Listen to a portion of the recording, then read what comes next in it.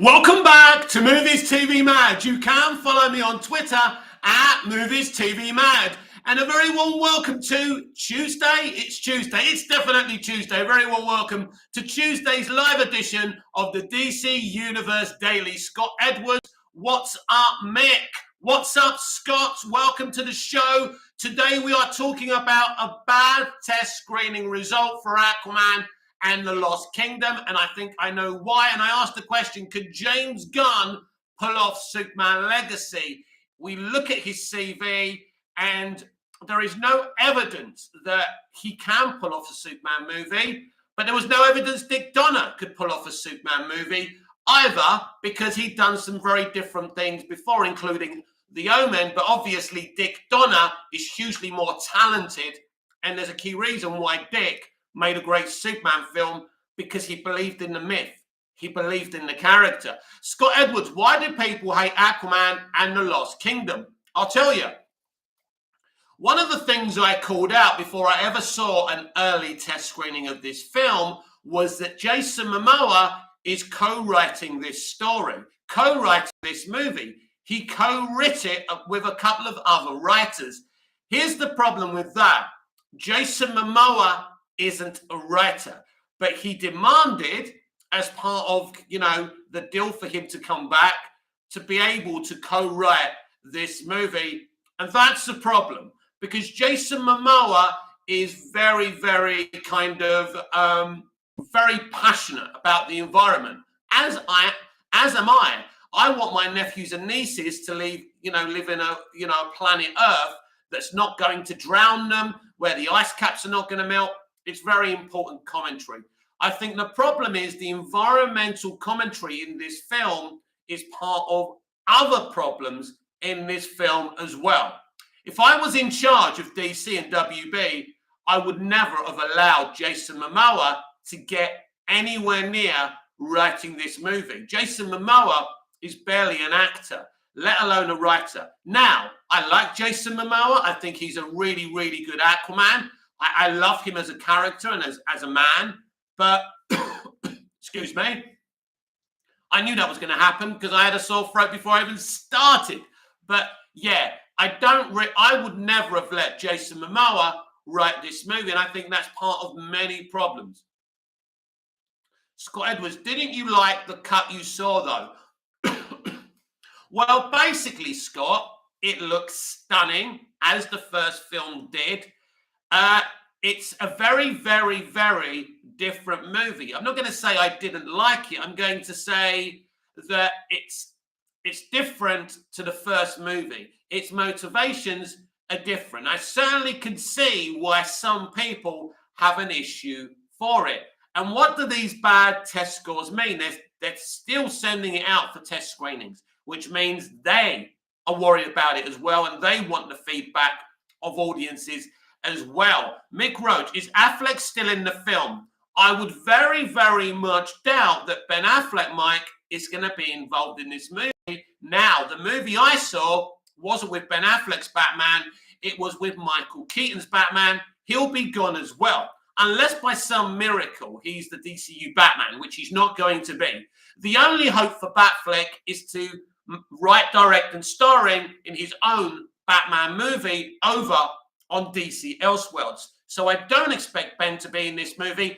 That was an insane day when we saw him in Jason Momoa's trailer, on the set or on location of Aquaman and the Lost Kingdom. And that was interesting. That was a long time ago. That was prior to Gunn, prior to Saffron, even though James Gunn unleashed a grenade that he's been involved with Superman Legacy and Creature Commandos for over 6 months. And I still don't know why he launched that grenade, but I think he's enjoying the explosion. He's enjoying winding up the Snyderverse stands. Scott Edwards, so is Lost Kingdom an Elseworlds film now? No, Scott, that's not what I'm saying. Of course it's not an Elseworlds film. But, Scott Edwards, isn't Black Manta heavily involved in the story? Yes, he is. Yes, but I'm not going to give you spoilers, Scott, if that's what you're digging for. But yeah, I can certainly understand where the problems, come from this film, because basically from what I saw, it was a very, very uneven movie. I didn't hate the movie. I don't think the test audiences hate the movie. That's just something I put up there. Mike Roach, is Amber Heard out? Amber is in the cut that I saw, Mike. She's in the cut that I saw. And I'm sure you've read all the leaks that basically she's not in this film very much, which she's not. She's not there very much. But, you know, the stuff she's in, she's very good in. I think she's an excellent Mira. I don't care that she basically crapped on Johnny Depp's bed. I don't care that she cheated on Johnny Depp. At the end of the day, Johnny Depp and Amber Heard had a very toxic relationship. They're both as bad as each other. Johnny Depp is a drug head, alcoholic, and I'm sure his conduct was just as bad as hers. And I'm not taking any sides in that relationship, even though I do argue with feminists who attack Johnny Depp. But I don't have any. I'm sad that Amber couldn't be properly in this movie as Mira, because I think her and Jason Momoa, considering they're not the best of actors, did really, really well in the first movie. And that relationship is the heart of the movie. It really works. I don't particularly think they have great screen chemistry, but they're both attractive people. It worked.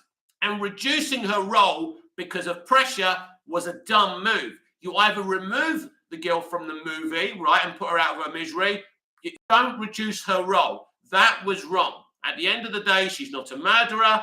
She hasn't done the stuff that Ezra Miller's done. You know, at the end of the day, you know, people may hate Amber, but she is Mira. She was Mira. Now, I'm going to be clear with you all, as I say every day. Now, James and Peter have said there could be a future for all the four leads of these movies. Here's the thing. Each movie of these four that come out, each one that flops, that's it. You will never, ever see them. You will never see them again. Now, Jason Momoa has proudly said that he's going to continue being Aquaman. Either James Gunn has told him he's going to continue being Aquaman, or the man is doing another Dwayne "The Rock" Johnson and talking about he's finally formed behind. Scott Edwards, she has 20-25. I read she has 20-25 minutes of screen time. So yeah, the Amber Heard situation, you know, Walter Hamada tried to remove her from the movie.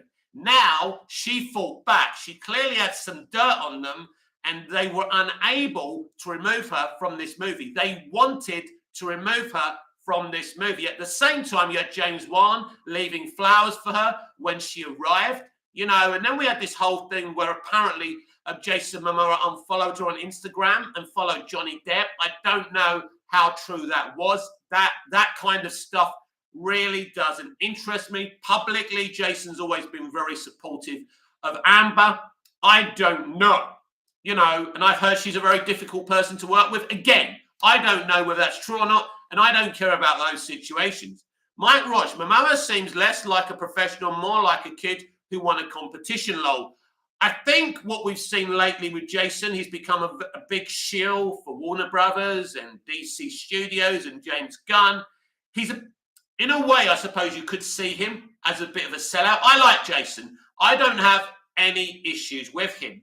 So look, Warner Brothers have spent money on these films. Their only motivation for these upcoming four movies is not that they've got anything to do with the future that James and Peter are creating. James and Peter are creating a new DC universe. You won't see Aquaman for a while until they decide what they're going to do with him. You won't see The Flash for a while until they decide what they're going to do with him, right? My hunch is that the DCU is dead, and most of these films won't do so well at the box office. Hope I'm wrong. Squadron, so how much do you think she'll be in the final cut? I have no idea. Scott Edwards, how much was she in the cut you saw? I'm not saying, Scott. I'm just going to say probably she'll remain, if she remains in the movie. And I think because the court cases are over now and because she's settled with Depp as well, that's over. So the hatred for her is always going to be there. Personally, I don't make it personal with actors. You know, I've been to Hollywood. I spent some time in Hollywood. I've conversed with some very well-known people. But, you know, it's showbiz. It's showbiz. So you You never make it personal. Last year, I made a mistake on my channel of being very personally vengeful against Ezra Miller and what he was accused of, because one of those things was grooming, which is something I took personally because I have 10 nephews and nieces. But at the end of the day, now I'm looking at it as, there's no evidence. So I jumped the gun there a little bit. So all I want to do is enjoy my movies. So I'm going to watch and support all of these movies. But what I will do, like I always do, is be honest. Like I was honest about James Gunn's Slate. Like I was honest about the Flash movie trailer. I love that trailer. I still love that trailer. So I'm always going to be honest. If I hate any of these movies this year, I'm going to tell you the truth. And I'm going to tell you why I hate them. Scott Edwards, are you going to watch Mandalorian Season 3 without watching Boba Fett finale? Have no idea, Scott. I'll let you know when we get closer to that. It's March, so we're not there yet. But yeah, damn, I've got a bit of a cold, so I'm struggling today, and I've got a bad tummy as well. But I'm a pro, so we keep on going. But yeah, test audiences are not happy. By the way, no test audiences have been happy with this film completely. What that means is that it's not totally a bad movie. It's not totally a write-off, but clearly they have some issues with it. So when you hear those big reports on, comicbook.com or any of these, then you're not getting the final details. At the end of the day, there's elements of this film that are problematic that they could easily solve. But right now, the reporting is that test audiences are not completely happy with Aquaman and the Lost Kingdom, which will concern Warner Brothers Discovery. But let's go back to Wonder Woman 2017. The reports from test audiences back in the day was that Wonder Woman 2017 was a mess. And maybe in the test screenings it was, but they fixed it. Scott Edwards, I read they've done reshoots though. Well, most films, Scott, have reshoots. It could be getting more reshoots, but they could cut stuff out that the audiences, the test audiences, didn't like. Sean Franklin, hi, a very good morning from Cyprus, and welcome to Tuesday's edition of the DC Universe Daily Show. We're talking about bad test screening results for Aquaman and the Lost Kingdom, and shortly I'll be asking the question, can James Gunn pull off Superman Legacy? It's all very well, being all about what you do on the internet and what you say on the internet, but ultimately James Gunn's career will live and die whether people love or hate Superman Legacy. He's gambled his whole career now on this film. He's acting like the big I am. He's out there on the internet. So he's making enemies, by the way. I'm not one of them, to be clear. But he's put himself in a position that this film and his DCU plan has to work. So the pressure is on James Gunn. And obviously, that's how he likes it. The grenade he launched about working on these projects for the past 6 months or more, I still think was ill-conceived, but it's his choice. He's the man in power, and he can say whatever he wants. It's not something I would have revealed. Clearly, he has a methodology for revealing it. It's clear to me that we're back to the civil war at Warner Brothers Pictures and DC Studios. Now, before we had Toby Emmerich, Walter Hamada, we had AT&T. We had AT&T and Warner Brothers Pictures at war. And now, to me, it seems like there is a disconnect by Mike DeLuca and Pam Abby and James Gunn and Peter Safran. Sean Franklin, we need Superman video game. I'm pretty confident, Sean, we will get that. Scott Edwards, does the film really explore Atlantean lore? Scott, I have answered all the questions I'm going to answer about this film. I think you can understand that I'm not going to tell you. You've asked me so many questions every time, and I'm not going to answer any more questions on this film. So you have to wait, like everybody else, to see the movie. So, yeah, because you do sign something, right? Now, I do kind of say a lot of stuff, but I'm not going to... Yeah, sometimes I'll say stuff that's already out there on the internet that I know is true. But I won't start revealing the whole fucking movie. That will be ridiculous. And I didn't even see the whole movie. So I can't judge it internally. What I can tell you is that the people I'm conversing with who have seen this film are not happy with it. And I think Jason Momoa being allowed to co-write this movie is part of the problem. But this plot leak is already out there. I don't care, Scott. I don't care, Scott.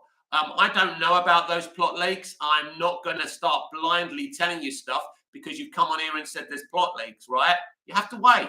That's the problem with audiences today. No patience. They want spoilers. They want to know what's going on. Wait till the movie's released. That's the magic of the movies, right? When I was growing up, I didn't demand to know what was going to happen with Back to the Future 2 and number 3. I didn't, I wasn't banging on Sylvester Stallone's door. Tell me, why did you kill off Apollo? We just went there and enjoyed our movies. This culture of audiences today who need to know the whole movie before they see it, for me, it's a little bit ridiculous. No disrespect to Scotty there. I appreciate him coming in and being involved. But yeah, I'm not going to tell you any more about Aquaman and the Lost Kingdom. I saw a bit of the movie. Test screening. We all know what test screenings are. It's not a royal premiere. You don't get the whole finished movie. I can tell you that my opinion is that Jason Momoa co-writing this movie, it was absolutely problematic from the very beginning. And I did raise an eyebrow. Because I don't understand why they would allow that to happen. I understand Jason's very passionate about the environment. And, I get that. I understand that. But we can't all just do whatever we want and write our own fan fiction. That's the problem with entertainment today. There's too many people who want to stand on a soapbox instead of entertain people. And that's why streaming services are losing subscribers hand over fist. Disney are in big, big trouble. The people I'm talking to, sources of mine about Disney, are in deep shit. Ant-Man and the Wasp, Quantumania, will go nowhere near to making $1 billion. It has failed with verified critics. Critically, it's going to fail globally in the box office. It'll probably reach 500, 600 million, 700 if it's lucky, right? Who knows? Maybe even 800. Maybe that to people that's good. But at the end of the day, it's not a peak trend. The MCU is not a peak trend. And they've done it to themselves. They stopped making movies and they made a TV series for cinema. And they overbounced the content.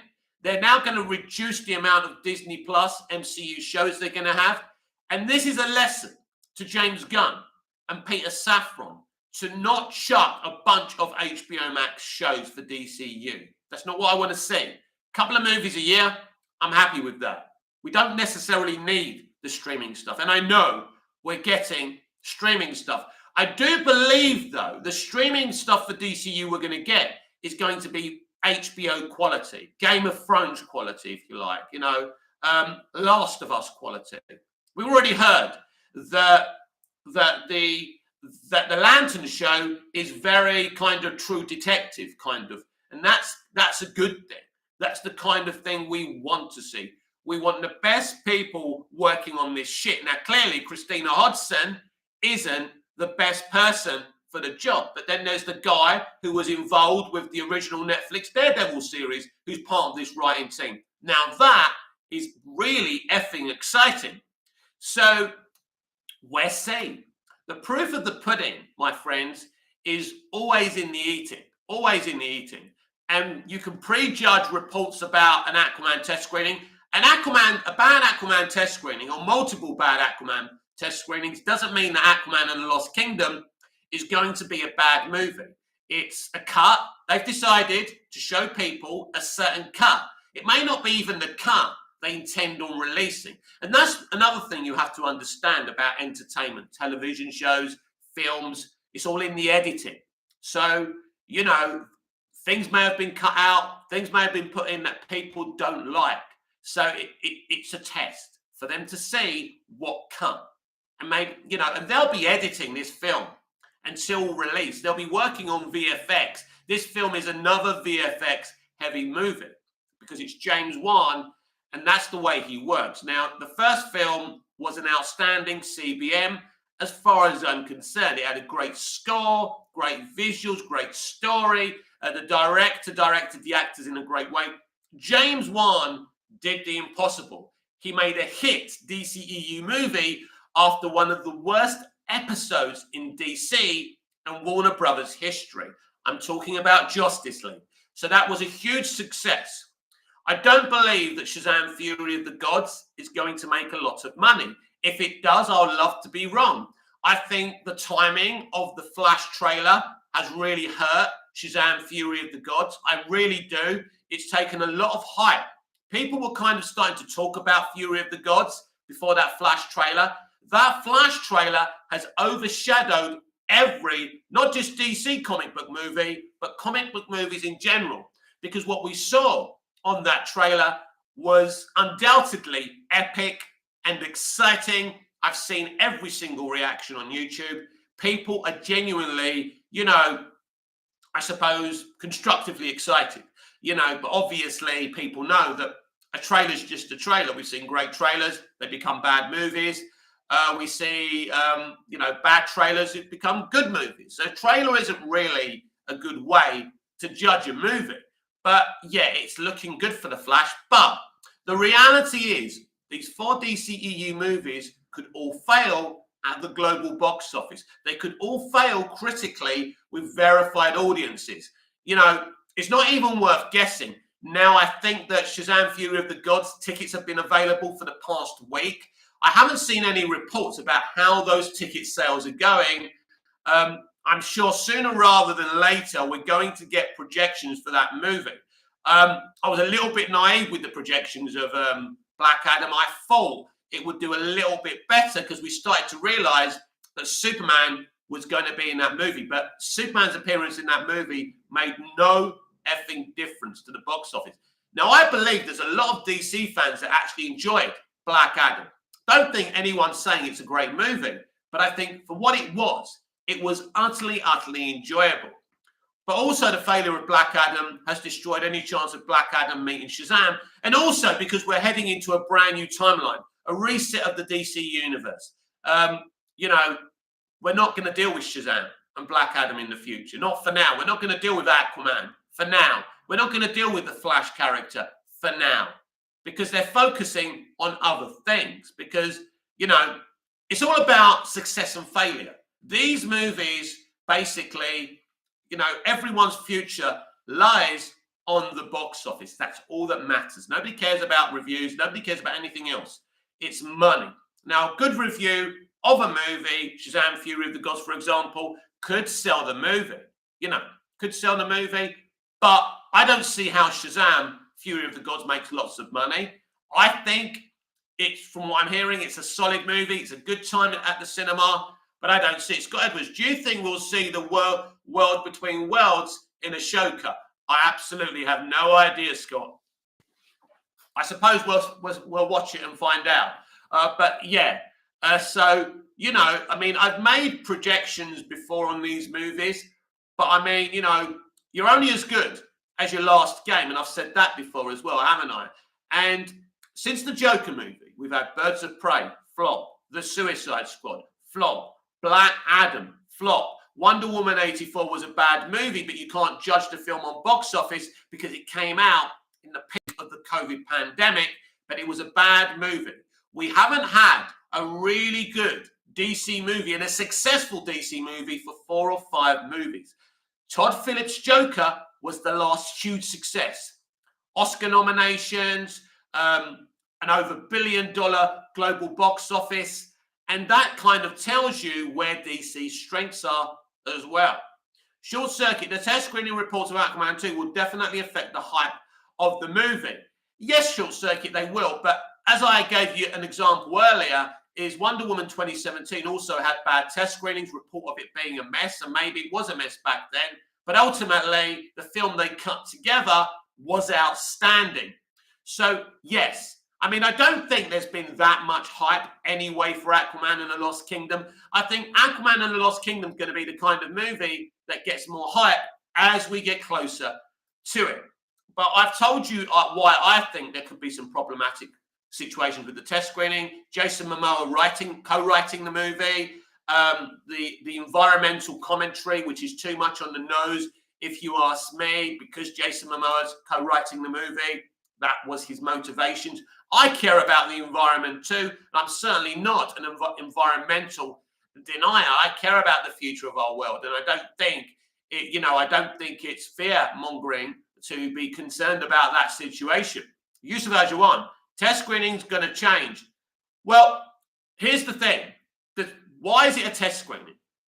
Because they want feedback from people where they're going wrong. So obviously I've been to a bunch of these things before. You tell them what you don't like. You tell them what you like as well. They take it away. They go back with the movie and they say, right, we're cutting this. We're keeping that. And Short Circuit, Shazam 2 will definitely not lose money, I hope, because I see it earning around 500 million at the box office. 500 million, and I mean, you've got a point here, Short Circuit, and obviously there's no definites or certainties here. It's just your opinion. But it does have China, which is very, very important. Now, the last movie, I think, did the last movie have China? If it did, on the box office it made, that could be concerning, but I can't remember. 500 million would be a great result, although this film cost a little bit more than the 90, 80 million the first movie cost. The first movie was produced very cheaply by Walter Hamada. Walter Hamada was very good with low production budgets, and Shazam! Fury of the Gods still looked like a great movie. And so 500 million to me would be a great result, but there's no guarantee, Short Circuit. But from the trailers and the feedback I'm getting about this film, I think it's a solid, entertaining movie, but nothing more than that. Black Adam was entertaining. This is entertaining. There are no guarantees. Yusuf Ajuwan, not going to be the same movie. Look, this is what test screenings are all about, to see what people like. As I keep on saying, this is why that, look, I had a friend who went to that one Batgirl test screening, and I know all about that test screening. And we had reports of Walter Hamada being there himself. He was there himself, and he asked a very, very big question. Is this film fit for television or movie theatres? Because they were looking to move it to the theatre, like they did with Blue Beetle. And the view of the test audiences, and this is why it was shelved at the end of the day. There was no other reason. Well, there were other general reasons as well. But the film couldn't be moved to movie theatres because test audiences didn't think it was good enough. They saw it as a TV pilot. So, that was the issue with that film. Yusuf Ajuwan, I don't know why that so many people hate on Shazam 2 is not even out. No, nobody's hating, Yusuf. Nobody's hating on Shazam! Fury of the Gods. What I'm saying to you is that this universe is going to a reset. So these films are kind of weird. But this is what I'm talking about, Yusuf. It's not hate for that film. But the truth is, a DC movie hasn't been successful, either critically or financially since Todd Phillips' Joker movie. That's the fact of the situation. So we get to these films and we think they're going to be successful, and they haven't been for a very long time. So I repeat, Yusuf, no one's hating on this movie. Short Circuit. But the problem is WB is not marketing Shazam 2. Yes, they are. Yes, no, Short Circuit. That's not true. They're all over the world, the cast. They're plugging this movie like I'm on my Twitter feed all day, and there's videos and everything. They're doing all that they can to market this film. Bad marketing is just an excuse not to admit. This movie doesn't work. It's because it's not relatable to people. People are not interested in it. It's nothing to do with marketing. The marketing is in full swing. But I do think it was a mistake to release the Flash trailer while they were promoting Shazam! Fury of the Gods. They should have allowed Shazam! Fury of the Gods to have its release and then tap the Flash trailer in movie theatres along with Shazam. That would have helped push that movie and push the Flash movie as well. So I don't agree, marketing. I hear this all the time. Bad marketing, bad marketing. Everything's bad marketing. I mean, BVS was bad marketing because it was marketed in the wrong way. And it wasn't being honest about the film it was. And I always use the comparison of Logan. Logan doesn't lie to its audience. It says, we are not Marvel. We're not the MCU. We're making a dark noir type of film here. Like it or lump it. And people liked it. Blue Beetle Animator. I also think that Shazam 2 would have had more hype with a more famous DC villain. Well, maybe, my friend, but you can't just throw, the famous ones all the time. I mean, yeah, they could have thrown a more famous villain, but they decided to go with Dame Helen Mirren, which isn't bad, by the way, and Lucy Liu. So that really, if you can't put butts on seats with Lucy Liu and Dame Helen Mirren, then, there's no excuses here. A film's either relatable to audiences or it's not, or people don't like it for a reason. So that's the way it works. Sometimes you see some Marvel movies being successful and DC movies not being successful, and you think, what's the difference? And I mean, like Captain Marvel is a fine example. It's not a great movie, but it's not a bad movie either. But people were hyped at the time. It was just before Endgame, people got involved. And that movie had a lot of bad hype to it as well. So, yeah, you can throw in famous DC villains, but ultimately, my friend, you've got to make a good movie. A constructive movie, a consistent movie. That's what you've got to do. And I feel this movie is just as strong as the first movie. Now, the cast and David F. Sandberg feel this is a better movie than the first one. But I can only talk about all the gossip. I think this is a solid movie.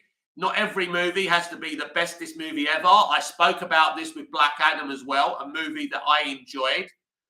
Scott Edwards, do you like Hera and Sabine as characters? Yes, I love them, Scott. So, yeah. So, this is the problem with DC movies. They're unpredictable. Like Ant-Man and the Wasp: Quantumania. People are saying it's not the greatest of films, but it's going to make some money. And I mean, at the end of the day, Shazam! Fury of the Gods would love to be making the money that Ant-Man and the Wasp: Quantumania is making. Drake played, the first Shazam was awful. That's why no one cares about the second one. Well, Drake, I couldn't disagree with you more. Children, my nieces and nephews absolutely adored that film. It was made for family audiences. And, I hope you're not one of these people who believes that CBM should just be made for adult audiences. There's many young kids who grew up with the first film who absolutely adored it. So it was awful. You forgot to put it was awful in your opinion, but it's not awful universally, Drake. Blue Beetle Animator, her name had Marvel in the title. Of course, it was going too well. I don't really think that's the reason. But anyway, Yusuf Ajuwan, HBO Max doing a better job than Disney Plus. Well, I think everyone's doing a better job than Disney Plus. Listen, one thing we know, Disney are not very good at making original content. And I mean, their CEO, Bob Iger, has said we're going to reduce the original content, the general entertainment we make, because we're not good at it. He admitted that. So Disney are in a lot of trouble. Now, people don't trust. Before it was, oh, Disney, we've got to watch Disney, the latest Disney thing. Disney's the best, blah, blah, blah. Now people have been betrayed by Disney many, many times. Disney is losing out. Disney are in a lot of trouble. They overhedged their bets with Disney Plus. They are in trouble. I also believe their Daredevil show is going to be a disaster. Yufas Ajuwan. Oh, no, I've already read that. So, right. So that's Aquaman and the Lost Kingdom and the concerns from test screenings. Now I want to talk about James Gunn and Superman Legacy. So can he pull off a great Superman movie? That's the question we're all asking. And if you look at his CV, there's no evidence anywhere that he can pull off a great Superman movie. That doesn't mean that he won't. Scott Edwards, but you read an entire plot leak of Shazam! Fury of the Gods on this channel. Yes, from somebody else, my friend. Why are you going on about that? Why do you think I'm going to tell you the whole of Aquaman and the Lost Kingdom, right? I'm not going to, I don't know what you're after here, Scott. I'm trying to do a show. I'm trying to make it, I'm trying to be informative. This is called the DC Universe Daily. This is about DC, but I'm not going to spoil an entire movie. I read a plot leak. Yes, a plot leak from another YouTuber, and that was fine, right? And if I saw another plot leak somewhere and I felt the need to read it closer to the release, maybe I would and said, this is spoilery. Don't watch it if you don't want to know. But right now, I don't feel it's right to spoil that movie, and I'm not going to do it, Scott. Wait to watch the movie. Why can't you just wait to watch the movie? I don't know what your problem is. Bat Super, I would prefer it if James picked someone else to direct Superman Legacy. Well, Bat Super, you have hit on another situation. Now, THR believe he's going to direct the movie, but I still think there's an opportunity, maybe, that he won't. We'll have to wait and see. As I said, there's nothing in this man's CV that proves he can pull off a Superman movie. He's saying all the right things about what people want to hear. But it's one thing to be lauded by people on social media, and it's another thing to make a great movie. Let's look at his CV. Sliver is very different to his other stuff. The zombie movie directed by Zack, he wrote, he didn't direct it. That's a different movie. But then you look at Guardians. Then you look at the Suicide Squad. Then you look at Peacemaker. Basically, he kind of looks like a one-trick pony because nobody wants to see Team Superman, right? People want Superman to be Superman because these have been the complaints from the Snyderverse. You know, you're making great movies, Zack, but we don't feel that this is Superman. We don't feel that this is the Superman we want to see. Now, personally, I enjoyed Cavill's Superman. I enjoyed Zack's trilogy of movies. I know there should be more movies. I want more movies. I'll help fight to get more of Snyder's movies because Snyder makes beautiful fucking movies. He's a great director. But, yeah, so there's no evidence in the man's CV. As I say, there was no evidence in Dick Donner's CV that he could make a great Superman movie either. Mike Roch, his films are about outsiders who is more of an outsider than Superman. His character writing is outstanding. Mike, well done. Well done, Mike. No, Mike, you've absolutely made a great point there, Mike. I couldn't agree more. First of all, Mike says he writes films about outsiders. You're right. And you said that his character writing is outstanding. You are right. There's no more evidence of that than in Peacemaker. The moment when he has to fight his father and the hatred his father has for him and losing his brother. There's no question James Gunn is a very good writer. But what I'm saying is, Mike, that his work is very, very samey at this moment in time. In terms of comic books, that thematically his stuff is very, very samey. So you're right. He's obsessed with outsiders because I think probably he grew up feeling an outsider. That's probably most of us nerds and geeks were outsiders. For example, my life I had learning difficulties. You know, I wasn't the cool kid. I wasn't the one the girls wanted to be with. So I can understand that, and I love the stuff that he does. But ultimately, that doesn't prove that he can nail Superman. I'm not saying he can't nail Superman. All I'm saying is that he's really, what I'm saying is, Mike, this is his career. This is a gamble for him. If he wins big. If he fails big. But this is what success, my friend, is all about. It's about taking risks. He could have done other stuff. He could have made independent movies after Guardians 3. He could have even started working on Star Wars stuff. There were rumors they wanted him to take over Star Wars at one point. I think he would be better for Star Wars than any of those fuckers running Star Wars right now. And I love Filoni and I love Favreau. But he's definitely talented. There's no question about that, Mike. I'm not saying that. I don't have any agenda against James Gunn. As a creative, I love James Gunn. I've enjoyed everything he's ever done. He's never done anything bad. But here's the thing, Mike. We are talking about Superman here. We're not talking about other characters. We're not talking about the Guardians of the Galaxy. We're not talking about Harley Quinn. Now, love her as much as I do, Harley Quinn isn't as iconic as Superman. Even though SJWs won't agree with that. This is Superman, the first superhero. And the truth is, my friend, nobody's really nailed Superman. These are the people, for me, who have nailed Superman. The people who made the George Reeves show, Dick Donner and Tom Mankiewicz, who wrote and directed Superman the movie, right? And the guys who gave us Smallville.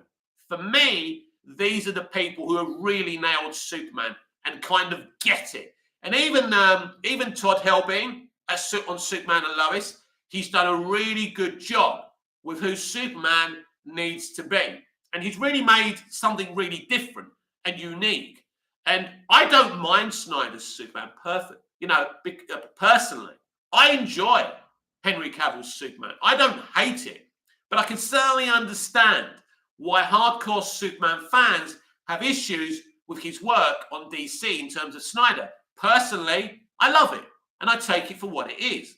But you really need a movie to hit a home run with Superman. There's no accident that this is going to be the first movie in DC Universe. Warner Brothers have always been very protective of Superman. And even though there's been many mistakes with Superman, most of the leaderships have understood. This is why after Justice League, they wanted to bench Superman, because they knew that something horrible had been done to Superman in Justice League, and they didn't want to just throw him out there again. They wanted to rest him and really think deeply about what they were going to do. There's no question that James Gunn has thought very deeply and genuinely about what Superman should be doing here. I'm not saying he's not going to make a great movie. I'm saying there's nothing to show from his past, in terms of comic book movies, that he's definitely going to nail this. I want him to nail this. I want to see a great Superman movie. He's my favorite fictional character. I wouldn't be here today without Superman. There's been times that I've done very wrong things in my life. And in terms of when Smallville was on, for me, when I was in a bed sick with no money, I couldn't eat. Sometimes I hadn't eaten for 7 days. I couldn't even drink water or anything, right? I was in a bad way. I used to watch Smallville. And those were the days that really helped me, watching Smallville. What would Clark do? What would Clark do, right? And then I look at Lex Luthor, and I admired Michael's Lex Luthor a lot. But then I saw how easy it is to be a good guy and then become a bad guy. And so Superman has always helped me. So there's the people for me that have really nailed Superman. Now, I don't think Snyder nailed Superman. I think he nailed him physically. I think he nailed him visually, but he didn't nail him in terms of his soul. Now, in terms of Man of Steel, Snyder just directed that movie. The narrative of that film was Goya's and Nolan's. Nolan isn't a comic book guy, and Goya does like CBM realism. So Man of Steel is what it is because of three people: Snyder, Nolan, and Goya. But it's always Snyder that gets the blame for Man of Steel. I don't blame anyone for Man of Steel because it's a movie that I adore. I don't blame anyone personally for BVS. It's a movie I adore. I don't blame anyone for the Snyder Cut. It's a movie I adore. And I think Justice League 2, with Riddler, I keep on saying this every day now since I've been thinking about this again, but Riddler figuring out the anti-life equation is the most, logical thing I've ever heard, right? Because the Riddler does riddles and he's a fucking genius. So Snyder coming up with that. So Snyder isn't bad. He did give us great DC, but it just wasn't for everyone. So he should always been Elseworlds. The Snyderverse should have always been Elseworlds. But to just say, go away, Snyder, and you're not offering anything, I think is wrong. Snyder has a lot to offer DC Elseworlds. And for them not to use him at all, I think is very, very short-sighted. In terms of a mainstream franchise, no, Snyder can't do that. And he should never have been involved in a mainstream DC franchise. But to just say Zack Snyder can offer DC nothing, I think is an absolute mistake. So that's where I am on that. So yes, James Gunn has great quality. He could absolutely potentially give us a great Superman movie. But there is no evidence out there right now. I've heard a lot of talk from him. I've heard a lot of hype on social media. I've seen pictures of artwork of Superman, All-Star Superman, and that's great. And that's brilliant. His work on Guardians is great. Peacemaker, The Suicide Squad, even though it flopped, was a very good film. He's not a bad creative. But the proof of the pudding, Mike, and everybody else, whether you are for James Gunn, if you run with Gunn or you don't run with Gunn, is in the eating. And I'm not going to sit here and say, oh my God, he's going to make the bestest thing ever. I will say I like the first half of his Gods and Monsters slate. I love it. There's nothing on there that concerns me. I think it's exciting. But at the end of the day, I'm not someone who's going to sit here and, I've done that in the past. Oh my God, this is going to be the best thing ever. I remember when Justice League was being promoted and marketed, I thought we were going to see the best thing ever. I thought it was going to be better than Whedon's Avengers. The trailers looked amazing because most of the footage was from Zack Snyder. So I'm not going to do that anymore. That this film's definitely going to make $1 billion. I thought the Suicide Squad would make $1 billion. Gunn has never, ever made $1 billion movie. Again, as I said yesterday, a lot of people don't know this. And I didn't know this up to recently. Do I think that's important? No. He makes great movies. And clearly, Zaslav believes him and Safran are the right way forward. And it's clear that there was a lot of things going on behind the scenes when they would, when they were establishing DC Studios, when Zaslav was trying to make a decision on who should run DC Studios. And it's my opinion that he had a few people pitching on him purposely. He had different pitches. This is actually a very clever idea. So he had Mike DeLuca pitching about Cavill and The Rock and all that shit. And then he had James and Peter pitching. And clearly, James and Peter's pitch won. And for me, this is the right pitch for a central franchise for general audiences, because I think Gunn does have the trust of the general audience because of his time on Marvel. He, and I think that Nerd Roddick did a really good video reviewing Ant-Man and the Wasp: Quantumania. Whatever you think of him politically, I don't agree with him politically, but he does do really impressively executed videos. And he made a great point that maybe Feige is someone who's been taking credit for other people's work. Jon Favreau, James Gunn, Edgar Wright, all these people. And now all these talented people have gone, including Robert Downey Jr., who was very unofficially doing a lot behind the scenes as well. Ever since these people have left, have you noticed how the MCU is beginning to suck? Maybe Feige isn't the talent that we all thought that he was, because when we look at the films from Phase 4, they are simply rushed, badly executed films. Now, WandaVision was kind of an impressive thing, but even WandaVision got deeper into it, just became a regular MCU thing. But at the beginning, it was interesting. I don't think that basically Falcon and the Winter Soldier was a bad show. It had badly executed social commentary, but I think ultimately it set up a lot of stuff for Phase 5 in terms of like Captain America and, their version of the Suicide Squad, which I think is interesting as well. And I also, like what they were setting up. So I don't think that was totally bad. But as we got deeper and deeper into Phase 4, they became Disney. This is not MCU's fault really, but Marvel Studios have to follow suit to what their daddy Disney wants them to do. And it became all about the message. And you can have the message. Plenty of films when we were growing up had the message.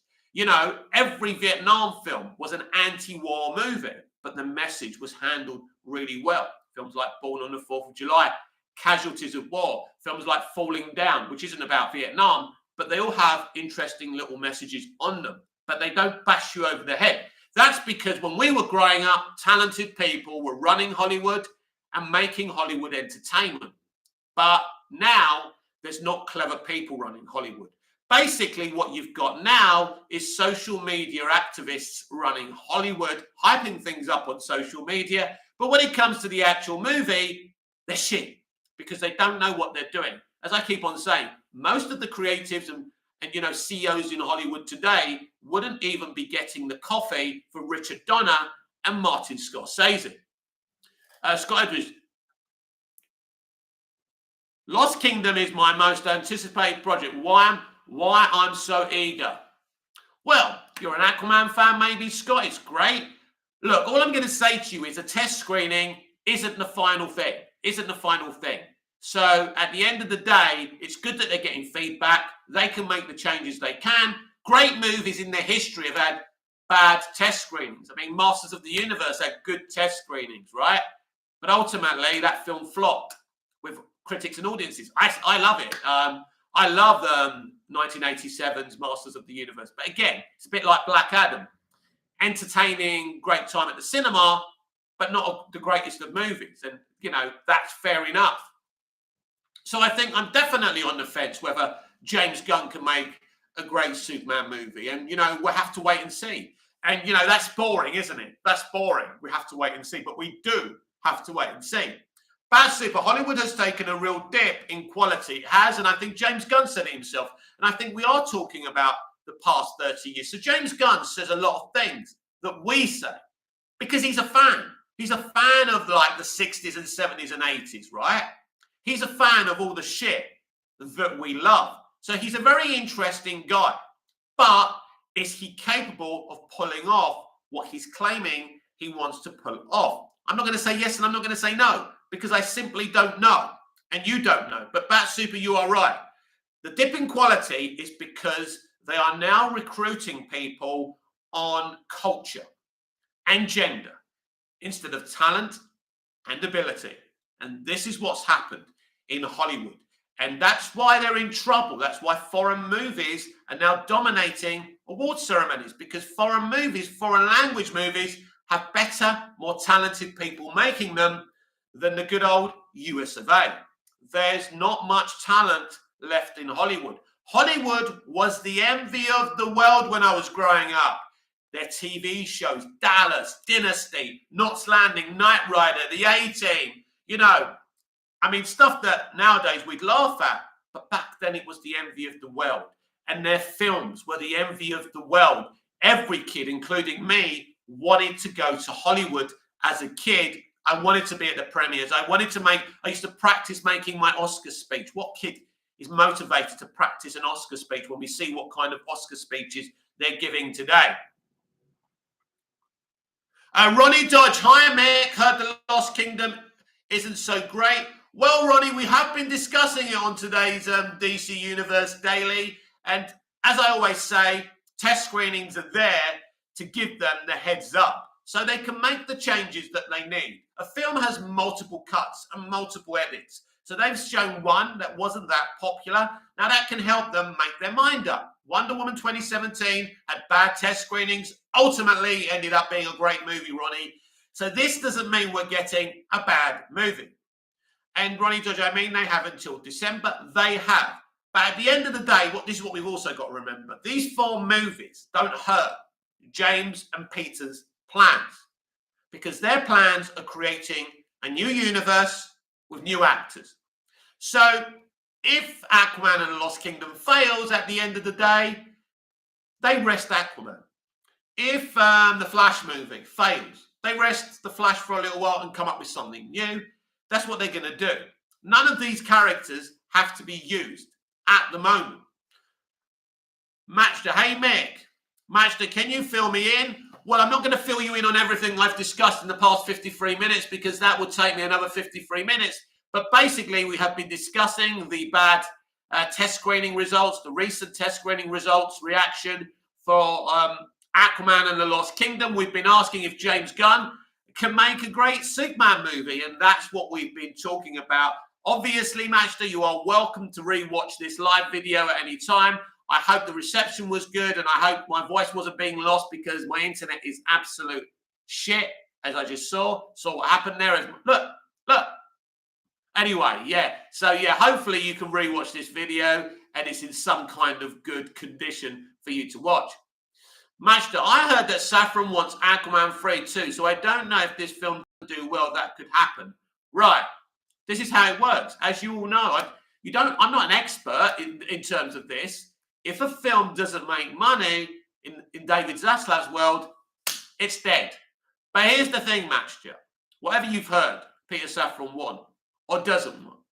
The evidence I'm seeing, Matchda, is that they're happy to use Jason Momoa, but probably as another character rather than Aquaman. They're happy to use these 4 leads of this year's 4 movies, but as different characters. But Jason Momoa said, I'm still Aquaman. Well, mate, if your movie flops, you definitely won't be Aquaman. Euphanasia 1, Jason Momoa going to be Lobo. Well, no one's actually told us this for sure. It's hints from James and especially Jason, but we don't know that for sure. But there's a great chance that, yes, Jason Momoa going forward could be Lobo as well as Aquaman. But also going forward, it could be that he will never play Aquaman again.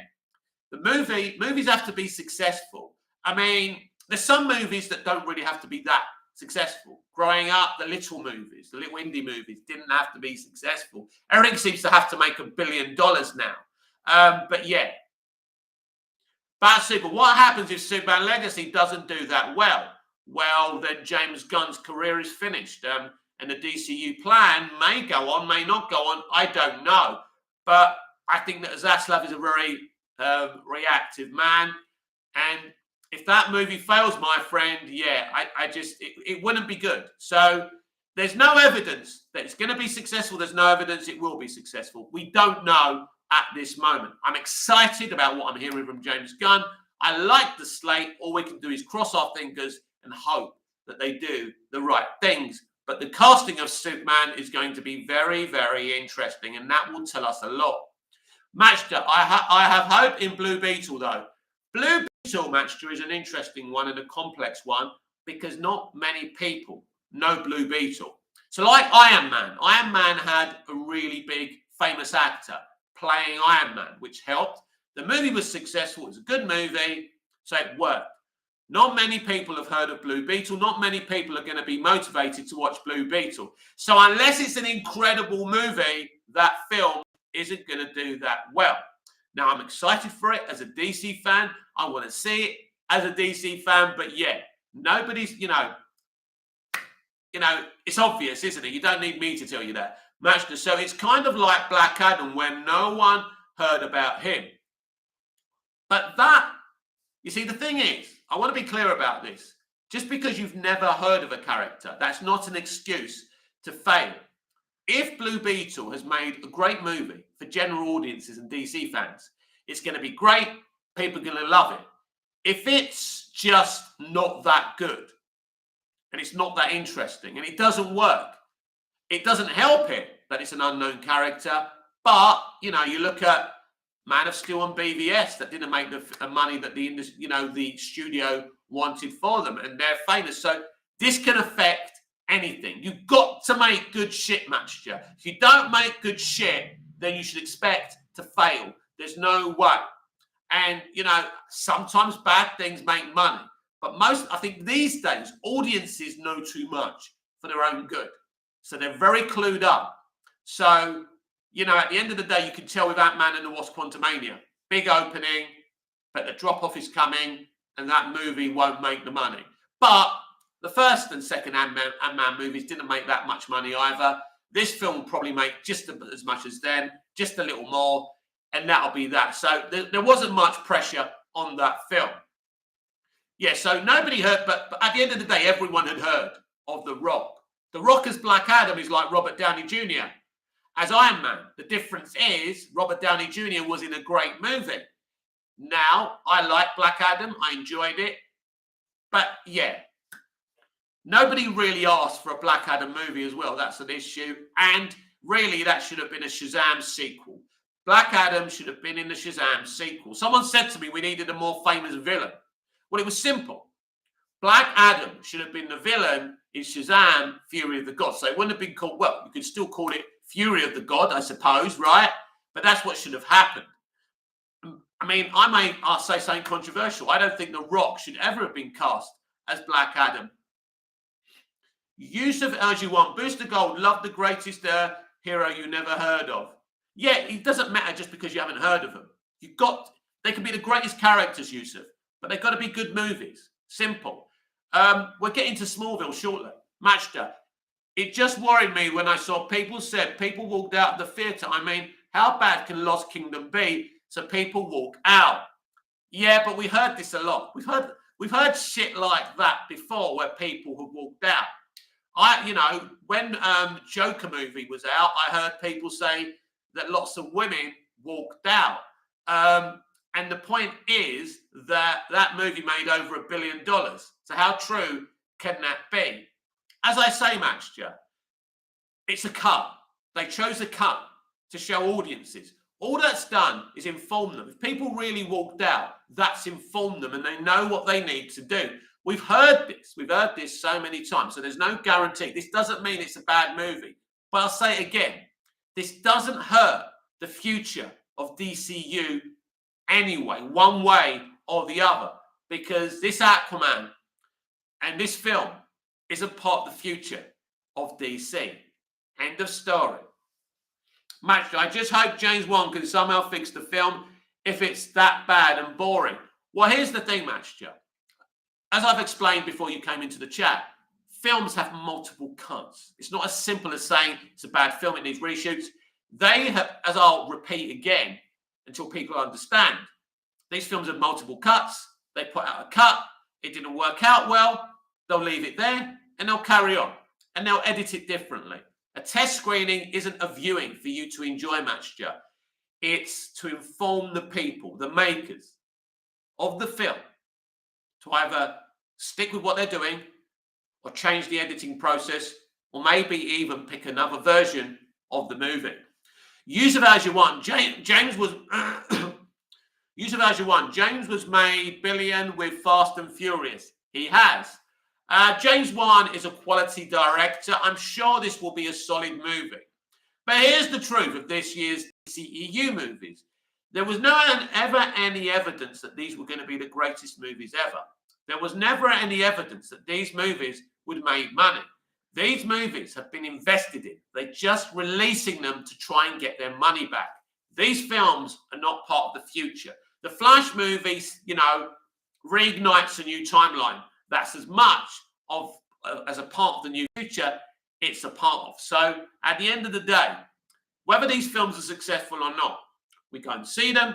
If we like them ourselves, but nobody else does, like Black Adam, I liked it, but it didn't do well, that's okay. We move on. This year was just about getting these films released, getting these damn movies out of the way so we can move on to the future. So for me, it doesn't matter one way or the other. But yeah, it's very dramatic to hear that, people walked out of the test screening. That happens more often than you think, by the way. Majda, are you looking forward to Shazam! Fury of the Gods?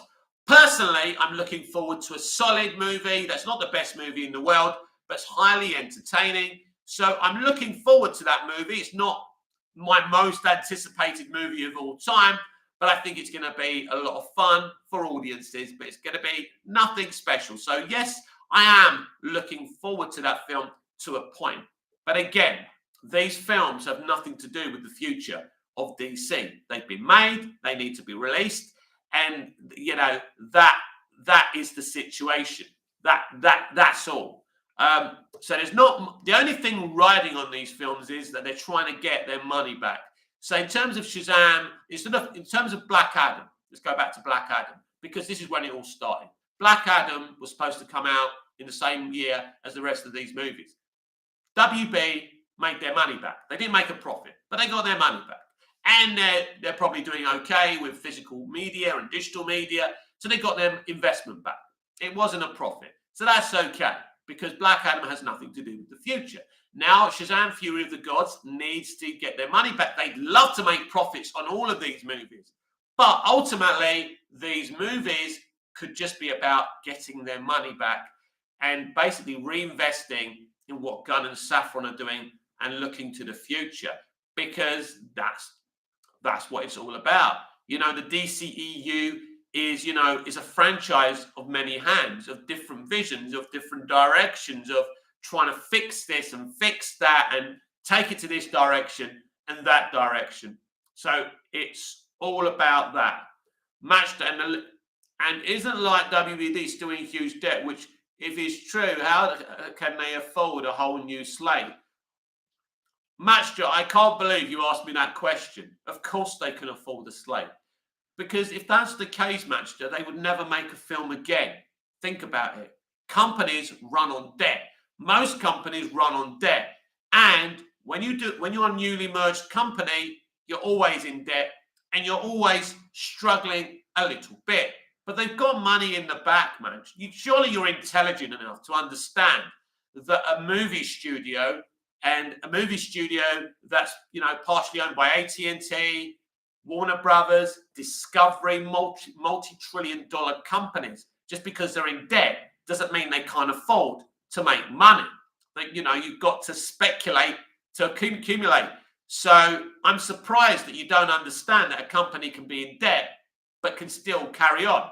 If that was the case, they would have declared bankruptcy, wouldn't they, Matcher? Yusuf as you want. Lantern Show. Looking forward to the Lantern Show. As I say, I think we're going to get HBO quality DC shows now. Paradise Lost, I see that being a very similar thing. That's been compared to Game of Thrones as well. So I'm really looking forward to that. Yeah. So Warner Brothers Discovery have got money. They can afford to make great movies. They will make great movies because, as I say, they need to speculate to accumulate. But everyone is in debt. All the studios are in bigger debt than they were 10 years ago because they've driven their audiences away and they're in a little bit of trouble. And they have to, we'll see. Paramount are doing very, very well because of Tom Cruise. And I think that Mission Impossible, the latest Mission Impossible, which is a 2-part story, will also probably be the biggest thing. Matchda, what are your expectations for the Batman Part 2? I expect it to continue from where it left off. I think it will continue from where the Penguin series leaves off. The Penguin series is like a sequel to the original movie. I expect Matt Reeves to continue with his tone and his pacing. And I think it's going to be an excellent movie. And I hope it's another 3-hour Batman movie. But yes, I'm very excited for the Batman because we know we've got a very, very talented director who takes his time and does things his own way. So my expectations for the Batman Part 2 are very, very high, as they are for Joker, Folie à Deux, the sequel to Todd Phillips' first Joker film. That's one of the best CBMs ever made. I'm so excited that this is going to be a musical and it's different. So many things in the DC realm of live action to look forward to. Matchda, I want to see Mr. Freeze, Court of Owls, or Clayface as a villain. Someone who hasn't appeared in live action, or maybe Poison Ivy. I've said this from the very beginning since I watched the Batman. I expect a multitude of villains in the Batman. I think it could be heavily situated in Arkham Asylum as well. It's going to be interesting what they do with that film. But yeah, I don't just expect one villain. I think this is about the Rogues Gallery. We've already seen it. The first movie introduces a lot of the Rogues Gallery. I think the Penguin series will do that as well. So I think it's definitely about introducing the Rogues Gallery. So I keep on telling people this. I expect a multitude of villains in the Batman sequel. But he's setting up the Rogues Gallery. Make no mistake. Yusuf Ajuwan, fantastical Batman with Nightwing and Damian in Brave and the Bold. Matched because I think villains like Joker, Harvey Dent, and others have been overused. I don't agree, Matched. I don't have a problem with using popular characters again and again. But also, I like to, if they can be used well, I'd like to see the characters that haven't been used at all. But I don't agree in resting characters just because they've been used a lot. I think that I just don't understand that mentality personally. But I certainly like to see the villains that you've listed being used, the ones that haven't been used before. But that doesn't mean we have to sacrifice the great villains like the Joker, who's a great villain. Why wouldn't you want to keep on seeing the Joker, right? You know, he's awesome. So, yeah, I don't agree with that, but I want to see the underused villains as well. And that's for sure. As I say, I think Matt probably won't use the Joker in the sequel. It doesn't seem to be any kind of anything coming from Reeves that Joker was literally just a cameo thing. It didn't seem like he even admitted it. It's not necessarily going anywhere. Manchester Joker is cool, yeah. Just don't know if Barry Coogan is a good fit for him. Well, don't forget, he could just be one version of the Joker. He could be a copycat of the main Joker. We just don't know. I thought he was an interesting version. That could be Matt Reeves' Joker. And I mean, talk about, characters who we don't know much about. For example, I knew nothing about Green Arrow before he was introduced into Smallville. And Smallville made him a great character. So I got into Green Arrow and found out more about him. But I never heard of Green Arrow before I saw him on Smallville. That's how little my knowledge is, by the way. And now I love Green Arrow. And, him being great in Smallville led to them doing an original Arrow show. Matcher, my favourite Joker is Heath Ledger and then Mark Hamill from BTS. I think that Ledger is brilliant. I think Jack Nicholson is probably the best Joker, equally with Joaquin Phoenix. But I think Nicholson's Joker, even though he's not comic book accurate, I think the performance was just excellent. It was operatic. It was theatrical. It was brilliant. I mean, you don't beat Nicholson, in my view. But the guy from Gotham as well, absolutely outstanding. And Mark Hamill, great Joker, of course. So, guys, we're going to wrap things up now. This has been the DCEU... No, let me say that again. It's not the DCEU Daily anymore. This has been the DC Universe Daily here on Tuesday, here on Movies TV Mad. I am Mick, your host with the most. Just ask your girlfriends and your wife. Please like, share, comment, subscribe, all of that stuff. And don't forget the notification bell so you don't miss this beautiful perfection. Matchted. So let's have a look. Matchted. Do you think Green Lantern deserves a good live-action adaptation? Well, absolutely, because Green Lantern, and when we talk about Green Lantern, I'm talking about the core, not just Hal Jordan. We've never had a great live-action adaptation. So absolutely. Okay, see, Yosef Oja 1. Do you want to see fantastical Batman or realistic Batman? Both. I am not a modern day one thing or another person, Yusuf. I am very excited to be able to see realistic Batman with Matt Reeves and fantastical Batman from James Gunn, which I assume we're going to get. I don't think, Batman has to be one thing or the other. We're very lucky. We're going to have one side in the Elseworlds of a realistic Batman, and then on the other side, we're going to have a fantastical Batman. That's called variety. And there's a lot of people these days are not fans of variety. It's one thing or the other. No, Batman should be this. No, Superman should be that. You can make different versions of these characters with Elseworlds. So, yeah, that's my opinion on that, Yusuf. So thank you, everyone, for tuning in for Tuesday's edition of the DC Universe Daily. I will be back tomorrow with more DC Universe Daily and hopefully with more updates for you as well. That's super. Outside of the very limited appearance from Leto and Coogan, we have had Joker in 89, 2008 and 2019. That's a lot.